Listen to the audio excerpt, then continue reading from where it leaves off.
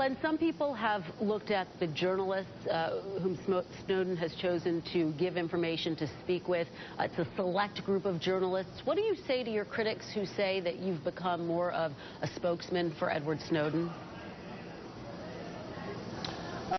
That's ludicrous, is what I say to that. Every journalist has an agenda. We're on Msnbc now, where close to 24 hours a day, the agenda of President Obama and the Democratic Party are promoted, defended, glorified. The agenda of the Republican Party is undermined.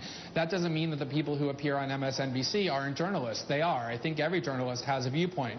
My viewpoint is very clear. I don't hide it. It's that I think what Edward Snowden did is very admirable and heroic.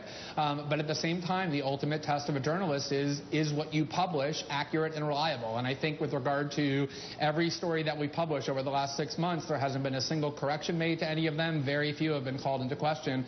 And I think that's the ultimate question when it comes to, is this journalism? Well, I think the point is not so much about Msnbc and what happens here, but more that sometimes when you talk about Edward Snowden, you do defend him. And some people wonder if that crosses a line.